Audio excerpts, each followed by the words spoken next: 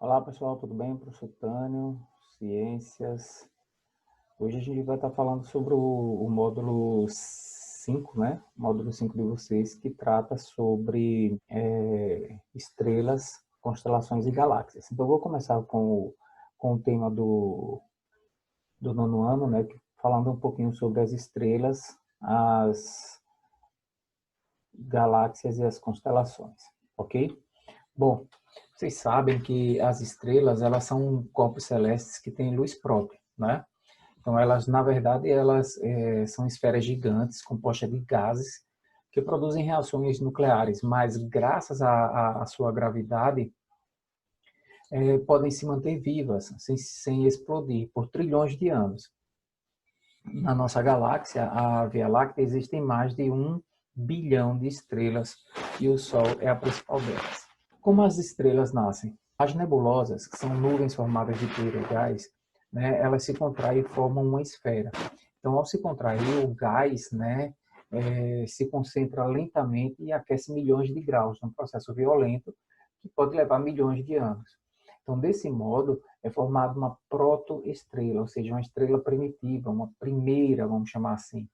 E é somente após atingir uma temperatura altíssima que tem início as reações nucleares das quais resultarão uma estrela, de verdade. E o tamanho das estrelas? Bom, para se ter noção da dimensão das estrelas, saiba que o Sol é uma estrela pequena. Para quem não sabe, o Sol é uma estrela de quinta grandeza. Então, no entanto, ele tem um diâmetro, apesar de ser considerado uma estrela pequena, o Sol tem um diâmetro de 1,5 milhão de quilômetros.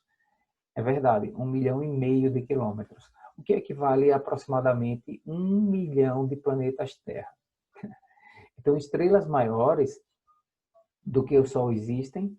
Sim, existem. Então, a estrela Eta Carinae é 5 milhões de vezes maior que o Sol. Enquanto isso, a estrela Betelgeuse, por sua vez, ela é 300 vezes maior que a Eta Carinae. E assim, a gente tem a estrela WY Canis Majoris. Finalmente, essa é 1 bilhão, isso mesmo você ouviu, 1 bilhão de vezes maior que o Sol, sendo assim a maior delas conhecida até hoje. Pessoal, e as cores das estrelas, elas dizem alguma coisa? Sim. As estrelas, existem estrelas vermelhas, amareladas, né, brancas e azuis.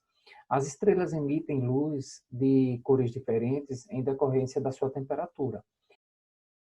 Então, por exemplo, as estrelas vermelhas, né, elas apresentam ali em torno de 3.000 graus Celsius, que têm a temperatura mais baixa, enquanto que aquelas que têm a cor azulada, elas têm uma temperatura que chega a 40.000 graus Celsius, que são aquelas consideradas as temperaturas mais altas, certo? Então, quanto menor a temperatura da estrela, mais avermelhada ela é. Quanto maior a temperatura da estrela, mais azulada ela é.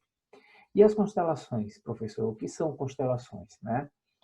Gente, as constelações, na verdade, elas são formadas por um conjunto de estrelas que, embora pareçam próximas a olho nu, né, quando a gente olha para o céu, então elas estão extremamente distantes no espaço celeste.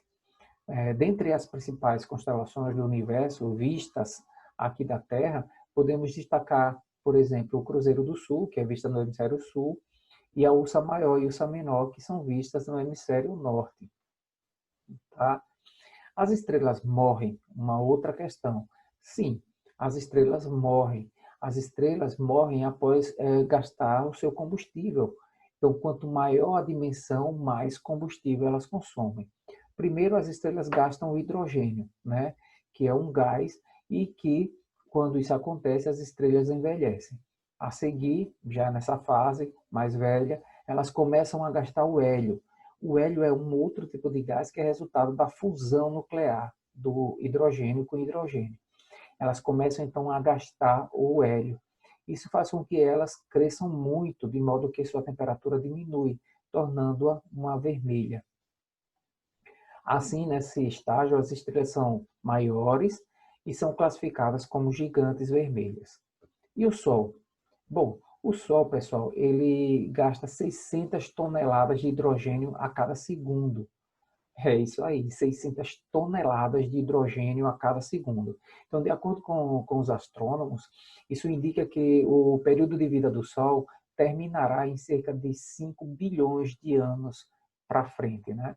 Então, no seu caso, ou seja, no caso do Sol, a gente estima que depois dele atingir a dimensão gigantesca, né, ele se transformará em uma nebulosa planetária.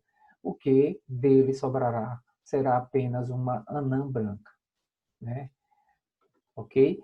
Professor, mas e o que é uma anã branca? O que são estrelas anãs brancas?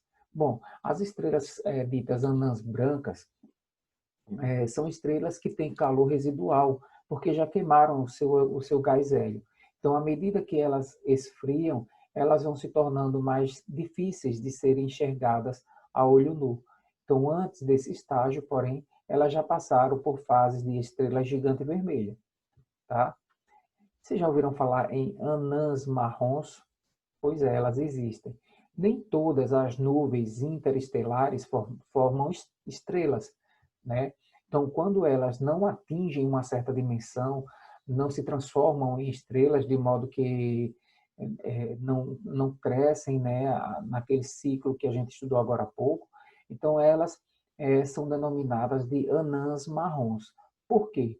Porque é incorreto chamá-las de estrelas anãs, porque elas não chegam a ser estrelas, são apenas anãs marrons, ok? E um outro termo que vocês devem ter ouvido muito falar é o termo que a gente conhece como estrela cadente. O que é uma estrela cadente? A estrela cadente nada mais é do que o nome popular, como é conhecido um meteoro, né? Então, a estrela cadente resulta do lançamento de partículas sólidas, né, que se evaporam. Então, o resultado é um efeito luminoso, em outras palavras. Quando visualizamos um rastro luminoso no céu durante a noite, por exemplo, ou no final de tarde, ou até mesmo durante o dia, podemos estar diante de um fenômeno de estrela cadente. As estrelas cadentes, elas são formadas por fragmentos, né, que vieram do espaço interplanetário e que, ao entrar em contato com a atmosfera, esses fragmentos se aqueceram, né, até atingir um grau de emissão de luz, que é aquela que a gente vê quando ela entra em órbita na Terra. Ok? Então, gente, é isso aí. Eu vou ficando por aqui. Nesse primeiro momento, a gente falou das estrelas e do ciclo vida e morte das estrelas. Espero que vocês tenham gostado. Na próxima aula, a gente continua falando das galáxias. Ok? Forte abraço.